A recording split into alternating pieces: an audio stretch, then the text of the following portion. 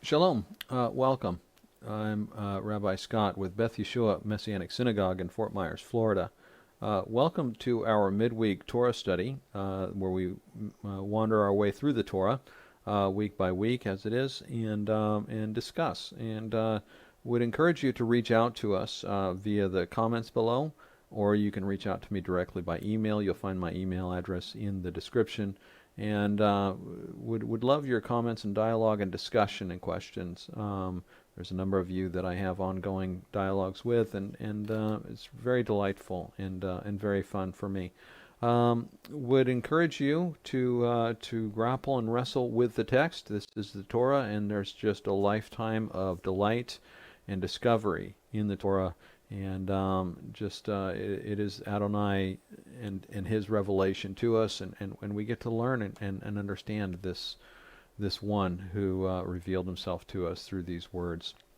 A couple of items here. If you subscribe to our videos, then you'll receive notifications every time we publish a new one, in which case you'll be in a good position to keep up with where we are, and would encourage that. That way you just get the latest videos. Likewise, also, we have our Shabbat services, which are broadcast online, and subscribing will give you notifications to those services when those start, and other little things that we do from time to time online and put up.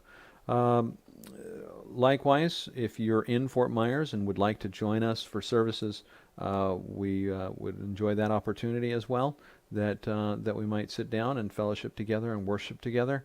There are, in many cases, there are a lot of people who just desperately need that in this day and age, and it's very understandable.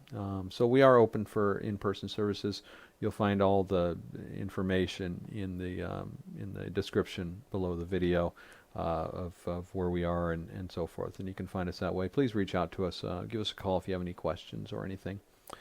One other item that I'd like to make note of, there are many of you who are supporting this ministry, and we're just incredibly grateful for that during this time when things are tight and uncertain, and the future is definitely very uncertain. Just very grateful to you who continue to give and support us financially. If you would like to support this ministry, if you would like to partner with us in the work of the gospel of the kingdom of Yeshua, then we would be grateful for that. And you'll find a link to our online giving platform in the description below, and there are ways to do that. And if you'd like to join us in that way, then I just pray that Adonai would continue to bless you and so forth. But we are completely supported by these gifts and offerings, and since COVID has come, a great portion of our giving comes through this medium, through this online sort of ministry and teaching, which we do faithfully, and just people find it a blessing. So if you've blessed us in the past, I'm just very, very grateful for that. If you'd like to bless us and continue this work, then we'd be grateful for that as well. And likewise, if there's anyone who has any needs or anything, please let me know. We do our best to take care of everybody who joins us in this ministry, the people online as well as the people here locally, and so let's talk through things. And I have a number of people that I've walked through life with that are in Lithuania and Indonesia and various points and places around the United States, and we continue to live life with these people, and that's one of the things that COVID did for us. It expanded our tents a little bit. So if you're in this space with us, and if you're being blessed by these teachings, and if you have some thoughts in your life and some things that you would like some discussion and some comfort of having somebody walk through life with you, then please let us know, and we'd like to be available to you for that. All right, without further ongoing delay, let us get started, or begin if we can here, please. So this is Parshat 18, Mishpatim, or Mishpatim, which means rulings, out of Shemot, Exodus chapter 21, verse 1 through chapter 24, verse 18. This is the 18th parsha of Hebrew year 5781, and we begin with a summary of the parsha. This week's summary comes, this one comes from Or Sameach as well. So we've been borrowing from Or Sameach for our summaries. There are a number of summaries online, and you just pick one, and there's some really good stuff online. Let's begin. The people of Israel, Bnei Israel, receive a series of instructions, regulations, laws, and concerning largely social justice, topics including proper treatment of servants, a husband's treatment of his wife, penalties for hitting people, cursing parents, judges, leaders, financial responsibilities for physically damaging someone else's or their property, either by yourself or by one's property, damaging if your animal damages somebody, or if something you have damages somebody. Injuries created by pitfalls, payments for theft, for not returning an object, the right to self-defense for a person being robbed, etc.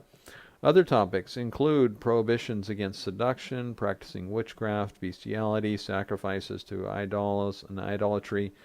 The Torah warns us to treat the widow, the convert, and the orphan with dignity, and to avoid lying, especially in context with those who are powerless in society. Lending and usury is forbidden. The rights of collateral are defined.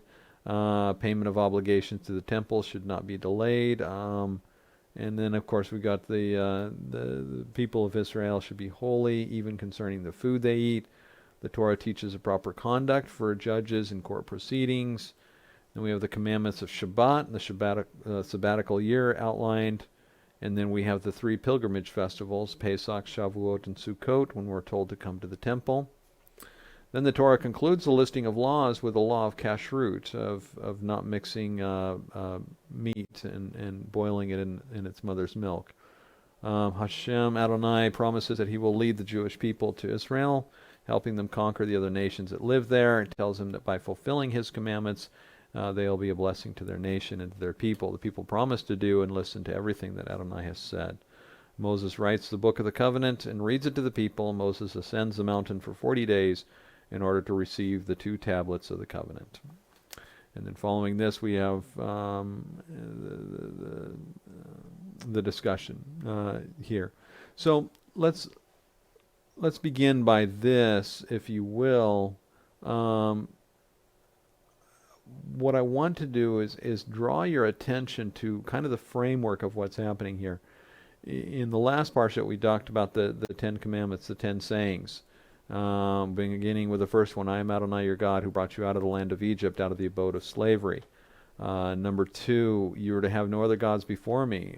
You are to not make for yourselves a carved image or any other kind of representation or of anything in heaven above or on earth beneath or in the waters below the shoreline. You are not to bow down to them or serve them, these images. I am Adonai your God, a jealous God, punishing the children for the sins of the parents to the 3rd and 4th generation of those who hate me, displaying grace to the 1000th generation of those who love me and obey my mitzvot. Number 3, you are not to use lightly the name of Adonai your God, because Adonai will not leave unpunished someone who uses his name lightly. I'm reviewing just the 10 sayings quickly. The 4th one, remember the Shabbat, set it apart for God. You have 6 days to labor, do all your work, but the 7th is a Shabbat for Adonai your God. On it you are not to do any kind of work, not you, your son, or your daughter, not your male or female slave, not your livestock, and not the foreigner staying with you inside your gates to your property.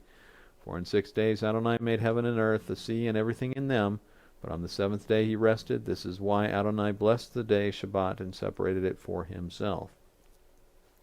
And the 5th commandment, honor your father and mother, so that you may live long in the land which Adonai your God is giving you. We start again with the 6th commandment, the next tablet, do not murder. 7, do not commit adultery. 8, do not steal. 9, do not give false evidence against your neighbor. And then this, the 10th commandment, do not covet your neighbor's house, do not covet your neighbor's wife, do not covet his male or female slaves, his ox, his donkey, or anything that belongs to your neighbor. So this is all in chapter 20 of Shemot, of Exodus, giving us the 10 Commandments, the 10 sayings. Chapter 21 starts out with variations on murder and prohibitions on murder. Chapter 22, we have variations of theft. So these are the laws and covenant, the regulations. Let me pull this up if I can. Let me try another screen here. And I may not be able to show you this, but it might just be helpful for me in this case. So give me just a moment here and pull this up. Parshat Mishpatim, chapter 21. Chapter 20, of course, is the 10 sayings, the 10 commandments. Chapter 21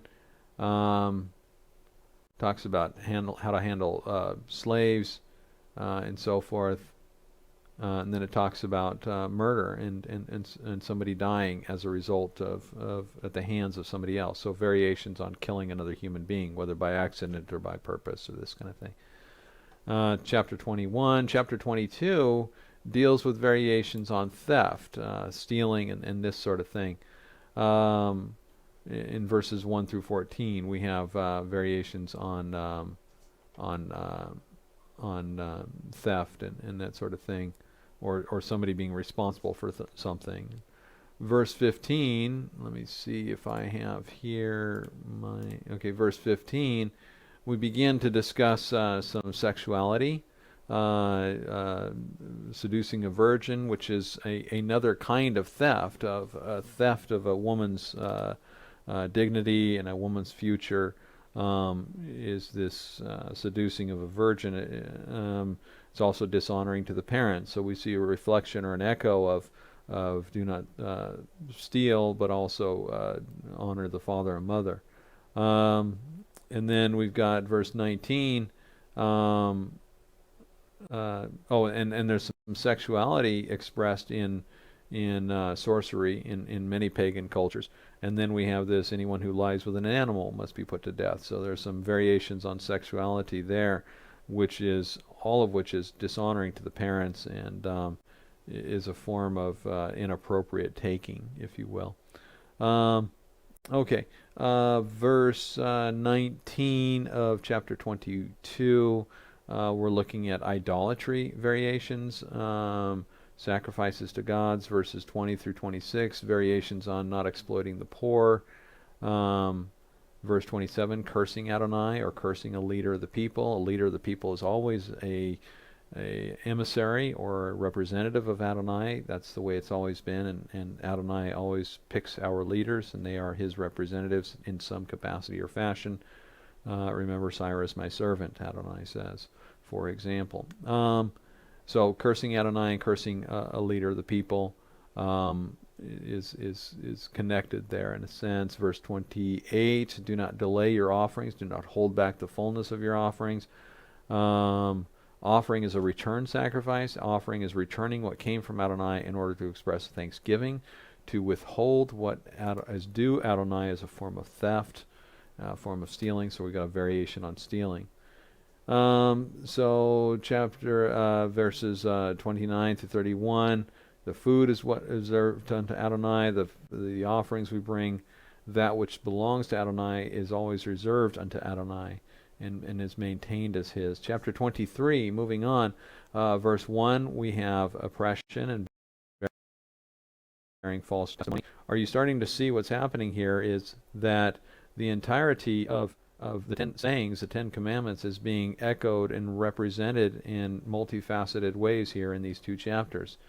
Continuing on, verses 1 through 5 deal with oppression and bearing a false witness, bringing a false testimony. Verses 10 through 12 dealing with Shabbat commandments, Sabbath commandments. Verse 13, do not invoke other gods. Verse 14 through 19, keeping of the festivals. These are days that Adonai has reserved unto himself.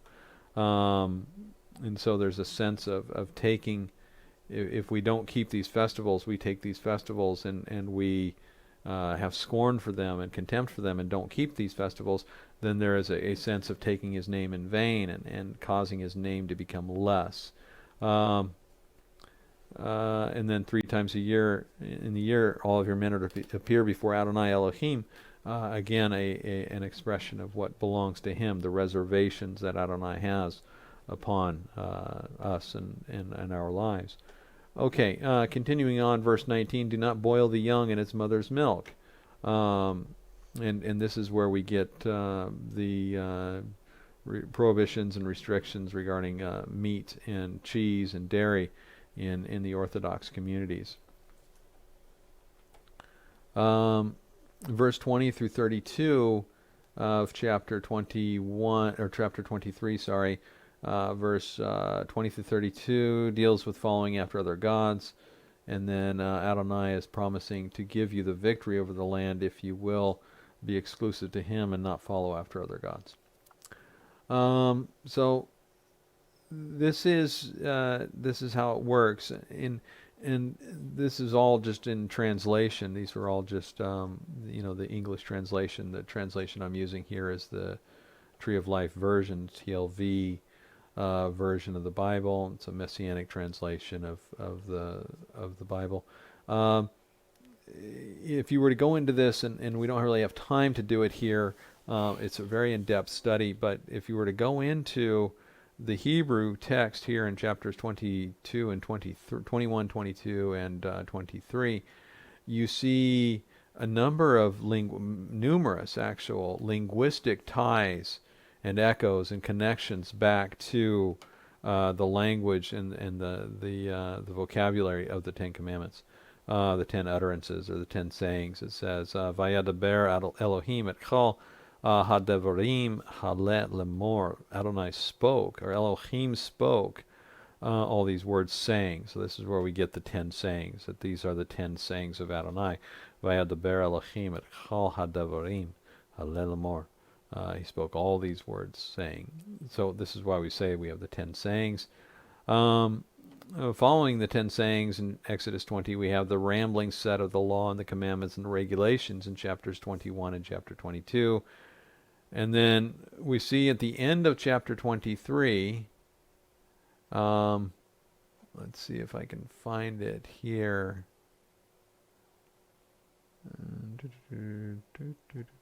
Actually, I don't think it is in chapter 23, is it? At the end of the Parsha, actually, but in chapter 24, we have this. The leaders come up, Israel prostrate at a distance, and then the leaders of Israel come up. They went up to the mountain, and they saw Adonai, they saw the God of Israel, chapter 24, and under his feet was something like sapphire stone pavement, clear as the sky.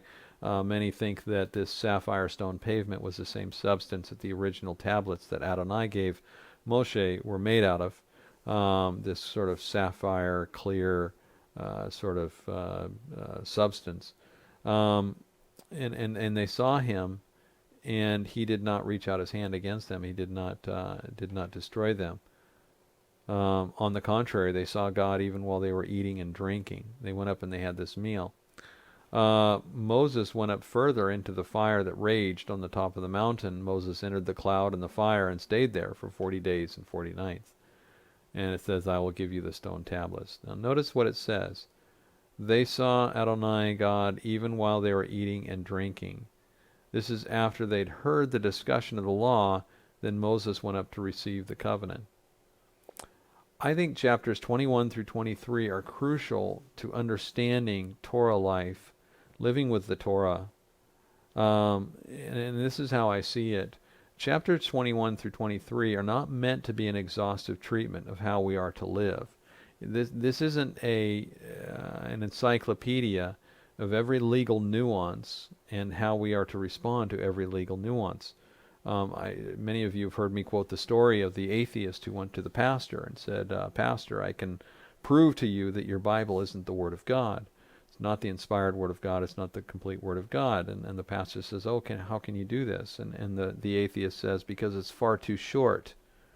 The idea being that there's not enough in the Bible to cover all the exigencies and particularities and all the variables in life.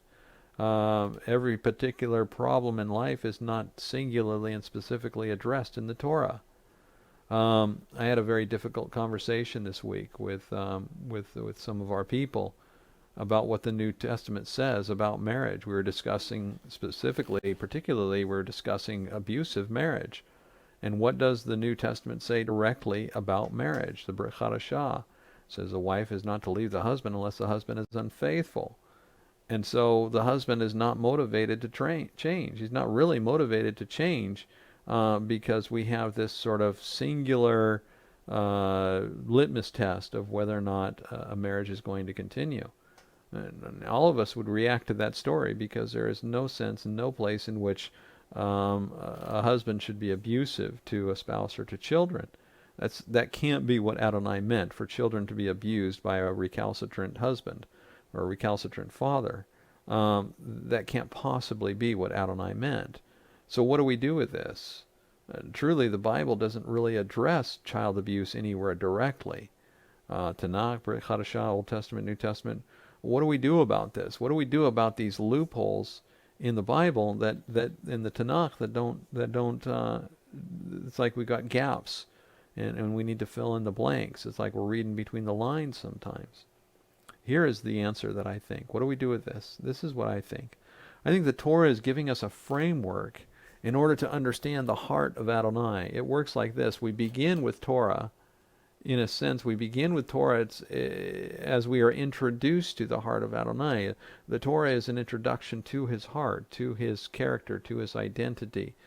And chapters 21 and 23 are commentary on the 10 sayings. The introduction into the heart of Adonai is the 10 sayings, or the 10 commandments. Chapters 21 through 23 are commentary on the 10 sayings, or the 10 utterances. Therefore, we're introduced to Adonai's heart and his character. We begin with the Torah, but then we use the Torah to further our understanding and to further refine our understanding of Adonai, because we are to walk in his ways and become like him. Yeshua gave us this as a derech, as a way, a straight path in the wilderness. It is this idea of walking on a journey of exploration, understanding, and discovery, getting to know Adonai in the fullness of his word and the fullness of Torah. This new covenant that is described in Jeremiah is very unequivocal and very absolute. Chapter 31, behold, days are coming. It is a declaration of Adonai when I will make a new covenant. There is a new covenant that's coming or has come. And then it says this, with the house of Israel. I will make a new covenant with the house of Israel and with the house of Judah, not like the covenant I made with their fathers in the day that I took them by the hand to bring them out of the land of Egypt. For they broke my covenant, though I was a husband to them. It is a declaration of Adonai. But this is the covenant that I will make with the house of Israel after those days. It is a declaration of Adonai. I will put my Torah within them. Yes, I will write it on their heart. I'll be their God and they will be my people. We think of this as being like, well, in the evangelical community especially, it is discussed as this being like the new covenant somehow replaced the old. And I'm sorry, I just don't see that the new covenant is an iteration of the old covenant. If anything, it is a development of the old covenant, and it is a further refining of the old covenant in a more responsible way. Let me ask you something: if all you were responsible to was what you knew, if your only responsibility is to what you had read and been taught throughout your life, what you had remembered, then what would you have? You would just be responsible to those things and nothing else. But here it says, I will put my Torah within them. Yes, I will write it on their heart. We are now responsible for the heart of God being written upon our hearts. We're responsible to know that and to embrace that in a way of understanding him, which is so much more greater than just the simple math, the integer math, 2 + 2 = 4, of, say, the 10 Commandments. Now we understand the depth and complexity of the 10 Commandments and the depth and complexity of God's heart within all these things. So what's happening in chapter 21 through 23 is this sense in which there are developments of the Torah which causes us to see His heart and causes our heart to bind with His heart. So we see this in Yochanan chapter 16 as an expression of this new covenant. We have this verse 13 of John chapter 16. When the Spirit of truth comes, He will guide you into all truth. He will not speak on His own, but whatever He hears He will tell you, and He will declare to you the things that are to come. What does it mean, the things that are to come? It's not just in an eschatology perspective, but it's the things that are to come in your life as you live a life with Adonai.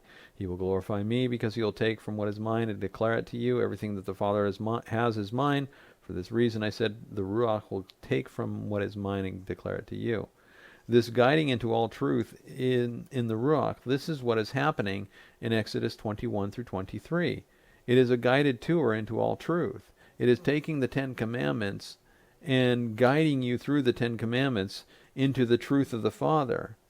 This is what was repeated in Matthew 5 and Luke chapter 6, sermons of guided commentary and truth on the law of Adonai. It is His delight to feed us, but He is feeding us in a sense of as our daily bread. He is feeding us our daily portion of truth. We must consume Him. We must know Him. We must literally chew on His essence and chew on His word. I love food, and with my midlife metabolism, my body is letting everybody know how much I like food. So, but this is different. It is the taste of truth. It is the word of the Lord in my mouth. It is my daily bread. At the Seder, Yeshua said to His Talmidim, while they were eating, Yeshua took the matzah, and after He offered it with a blessing, He broke it and gave it to the Talmidim and said this to them, "Take it and eat. This is my body." This is the way we come into knowing of the truth of Adonai, is in this Torah, in this Yeshua, in His word and in His truth, and in His essence, His very, very essence. And so this is what we have in Mishpatim, is this sort of further iteration, this further development of the Torah in all that this is. And there's a great deal to understanding in this sort of summary and commentary on the 10 sayings, the 10 commandments. And one of the things that when you connect these back to the 10 commandments, now you start to see the depth of Adonai's heart and the level of concern that He has for, say, false witness. Let's just say this in one example. A false witness is to take from a position of power to a position of vulnerability and unfairly exercise that power in the context of misrepresentation or falsehood. It's in this life you will always have the poor, Yeshua says. The poor will always be with you. Yes, there are people who are wealthy and powerful, and there are people who are poor and vulnerable. This is just a truth of life. It is just what we have in society and have always had in society. But this idea of misrepresenting somebody or bearing false witness, you see, you wouldn't bear false witness against somebody who's powerful. You wouldn't bear false witness against somebody who has their own resources with which to fight back. Oftentimes, false witness is done to the most vulnerable in society, the most vulnerable in a people. And so Adonai is expressing here the depth of His concern about this sort of power dynamic, this imbalance that we see, in that He doesn't want us to bear false witness to anyone. He doesn't want us to bring a false charge against anyone. Likewise, these ideas, variations of theft, including seducing of a virgin, it's a kind of theft. It's a kind of terrible sort of theft, to take from somebody and to not honor them and to not respect them and to take what they have and then to just throw it away in that sort of act of callous disregard, in using the intimacy of sexuality for such a terrible thing as that. And we begin to know Adonai's heart, that it's not just about stealing, as in going and taking something from your neighbor. It's about taking from somebody who can't replace it. Once it's gone, it can't be replaced, and so forth. Um, we see variations on murder in these three chapters, such that we begin to understand the depth of what this commandment, "Do not murder," means, and so forth. One of the ones that is kind of powerful and moving to me is this idea of not boiling the kid in its mother's milk. And effectively, what that's talking about is the mother's milk is the nurturing food of the infant. It is taking the infant and giving the mother's milk as just that sort of complete care and nurturing. The womb is the safest place for a growing organism, and then they're born, and they're just incredibly vulnerable, and anything can go wrong at that point, and things can go very badly very quickly. And so nursing and mother's milk is such a powerful image of that care and that compassion and that kindness, that love that is expressed towards that very vulnerable thing. The idea of taking the mother's milk and using that as a method of cooking and or killing is just heinous. It's offensive. It causes me to almost be upset or to almost weep because of the terribleness of that. And now I have insight into the heart of Adonai, how much he cares for those in society, those who are weak and vulnerable, how much he cares for the newborns, even the newborn animals, and what that means. Because truthfully, when Israel came out of Egypt, what were they given? They were given manna to eat and water from the rock. It was a very simple diet. It was a very simple, perfect food. The sages talk about how the manna food was so perfect and so pure.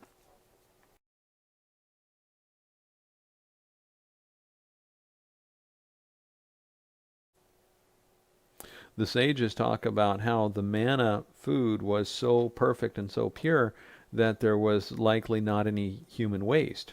That the body entirely consumed the manna, and it was just the perfect food. There was no human waste from it, which allowed this people to go through the wilderness and have anywhere from 1 to 6 million people and limited bathroom facilities. The latrines would have been a real issue. Um, that's a speculation. We've got no idea, but it is this idea that manna was a perfect food, and that this is what Adonai nurtured them on after they left, after they were born again, coming out of Egypt, and he gave them just a nurturing food for them to live on, while he nursed them and nurtured them in his law and in his covenant. And so we see an insight into that with this commandment: do not boil the young in its mother's milk, and also these commandments about kashrut and dietary laws. We see about sanctification, the offerings we see about that which is reserved unto Adonai is reserved unto Adonai, about his ownership and the depth of what it means when he says, "I am Adonai." We see the ramifications of all this. See, we're brought into further truth. For those of you from the evangelical tradition or believers in Yeshua, we have this in Matthew 5. And I'll bring this up on my screen. I can't put it on yours, but I've got it on mine. And Yeshua saw the crowds, and he went up on the hillside, and he sat down, and he spoke to them. He began to teach them. And then we have we have the Beatitudes, the Blesseds, and that's very beautiful poetry.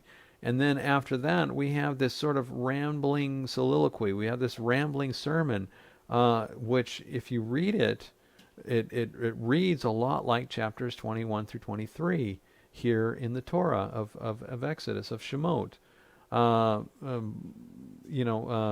You are the salt of the earth, but if the salt should lose its flavor, how shall it be made salty again? It's no longer good for anything.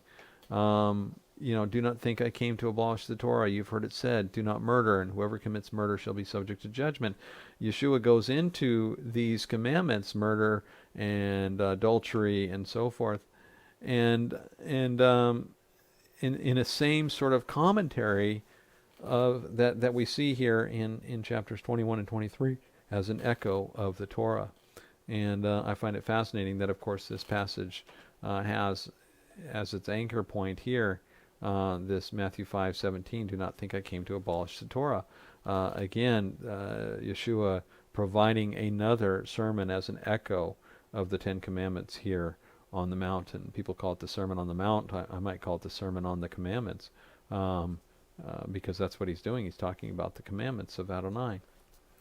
So this is what we have, that Adonai has done this.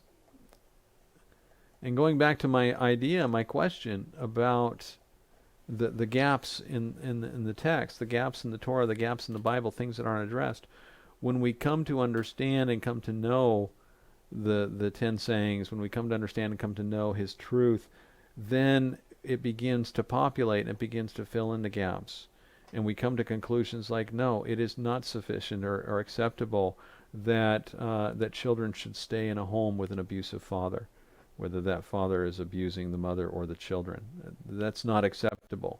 Now, we got to figure that out and walk that through. Does that mean they get divorced? Does that mean they get separated? They get counseling? Yes, there's a bunch of dynamics going on there, and we need to walk that through.